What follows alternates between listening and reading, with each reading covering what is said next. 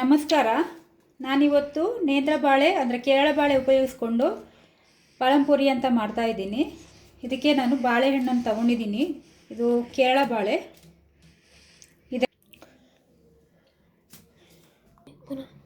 ಇವಾಗ ನಾನು mixing bowl ತಗೊಂಡು 1 ಕಪ್ ಮೈದಾ ಹಿಟ್ಟು, ಒಂದು ಅರ್ಧ ಕಪ್, ಒಂದು 1/4 ಕಪ್ ಆಗುವಷ್ಟು ಅಕ್ಕಿ ಹಿಟ್ಟು ಹಾಕ್ತಾಯಿದ್ದೀನಿ, ರೈಸ್ ಫ್ಲೋರು, ಸ್ವಲ್ಪ ಯೆಲ್ಲೋ ಪೌಡರ್, ಅರಿಶಿನ ಪುಡಿ, ರುಚಿಗೆ ಒಂದು ಸ್ವಲ್ಪ ಉಪ್ಪು,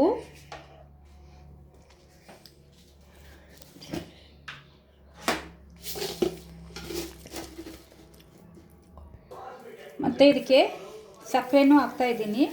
ಇವಿಷ್ಟನ್ನು ಚೆನ್ನಾಗಿ ನೀರು ಹಾಕಿ ಮಿಕ್ಸ್ ಮಾಡ್ಕೋಬೇಕು. ಬೋಂಡ ಹಿಟ್ಟಿನ ಅದಕ್ಕೆ ಮಿಕ್ಸ್ ಮಾಡಿ ಅರ್ಧ ಗಂಟೆ ನೆನೆಯಲ್ಲಿ ಬಿಡಬೇಕು.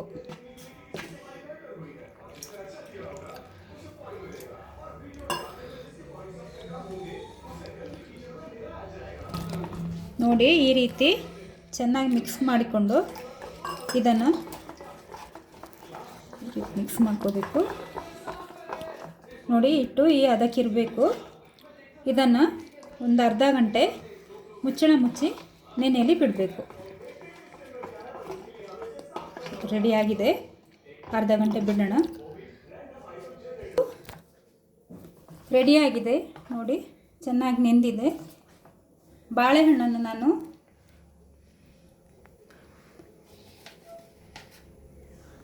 ಈ ರೀತಿಯಾಗಿ ಕಟ್ ಮಾಡ್ಕೊಂಡಿದ್ದೀನಿ ಉದ್ದುದ್ದಕ್ಕೆ.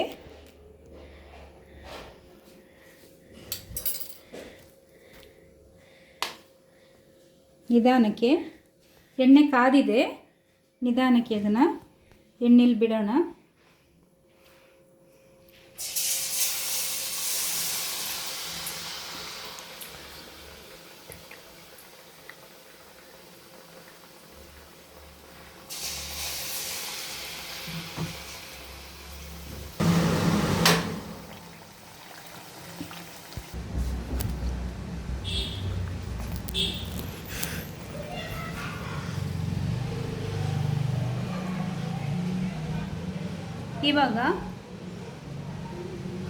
ಇವಾಗ ಬಿಸಿ ಬಿಸಿಯಾದ ಕೇರಳ ಶೈಲಿಯ ಪಳಂಪುರಿ ರೆಡಿಯಾಗಿದೆ.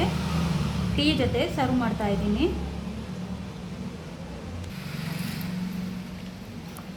ಈ ವಿಡಿಯೋ ನಿಮಗೆ ಇಷ್ಟವಾಗಿದ್ದಲ್ಲಿ ಲೈಕ್ ಮಾಡಿ, ಶೇರ್ ಮಾಡಿ, ಹಾಗೆ ಸಬ್ಸ್ಕ್ರೈಬ್ ಮಾಡಿ.